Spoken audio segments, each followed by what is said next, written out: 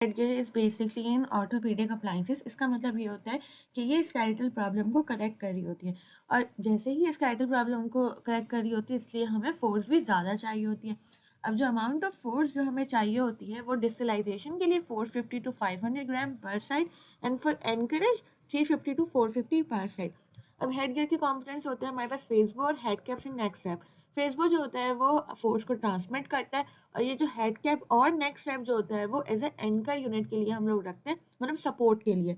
ठीक है। अब हमें कितने टाइम तक, कितने दिन में कितनी दफ़ा पहनना है, तो बेसिकली हम पेशेंट को बोलते हैं 12 to 14 आवर्स इसको पहन के रखना है, और ज़्यादातर जैसे कि इवनिंग से लेके पूरी रात तक पहन के रखना है, क्योंकि इवनिंग में ग्रोथ हार्मोन ज़्यादा रिलीज होते हैं, और ये इफेक्टिव जब होता है as a mix dentition period में। इसलिए हमें ग्रोथ स्पर्ट से ही हमें ग्रोथ करवानी होती है। तो फीमेल में जो होता है वो 11 to 12 ईयर होता है, और मेल में जो होता है वो 13 to 15 ईयर्स होता है।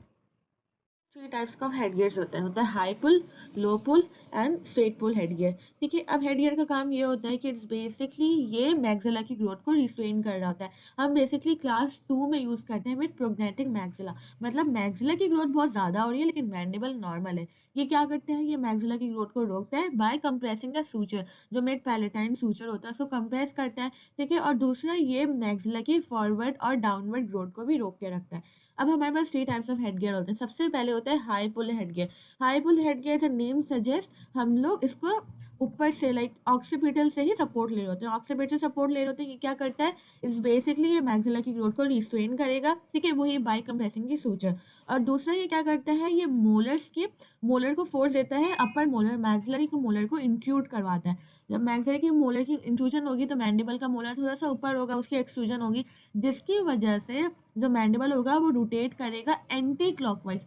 एंटी क्लॉकवाइज रोटेट करेगा तो ये जो लोअर फेशियल हाइट होती है वो डिक्रीज हो जाती है। इसलिए हम लोग हाई पुल हेड गियर उन पेशेंट में यूज़ करते हैं जिनकी हाई एंगल केस हो, मतलब जिनकी एंटीरियर लोअर एंटीरियर फेस बहुत ज़्यादा हो। और नंबर थर्ड जो होता है वो ग्रोइंग एज में यूज़ करना है। फिर हमारे पास आता है लो पुल हेड गियर। लो पुल हेड गियर की सपोर्ट जो होती है वो सर्वाइकल एरिया से सपोर्ट कर रहे होते हैं। ये बेसिकली क्या करता है, ये भी क्लास स्काइटल क्लास 2 में प्रोग्नेटिक मैग्जिला में यूज़ करते हैं। ये भी मैग्जिला की ग्रोथ को रिस्ट्रेन करेगा by compressing the mid parietal suture. और ये क्या करेगा, ये अपर मोलर मैग्जिलरी मोलर की एक्सट्रूजन करवाएगा। जब इसकी एक्सट्रूजन होगी तो मैंडिबल होगा वो क्लॉकवाइज रोटेट करेगा। ठीक है। जब मैंडिबल क्लॉकवाइज रोटेट करेगा, इसकी वजह से क्या होता है, जो लोअर फेशियल हाइट होती है वो इंक्रीज हो जाती है। इसलिए हम लोग उन पेशेंट को देते हैं जिनका शॉर्ट फेस हो, क्योंकि ये लोअर फेशियल हाइट इंक्रीज कर देता है। फिर स्ट्रेट पुल हेड गियर होता है, इसका भी यही काम होता है। ये स्काइटल क्लास 2 में प्रोग्नेटिक मैक्सिला में यूज़ करते हैं, और ये नॉर्मल एंगल फेस में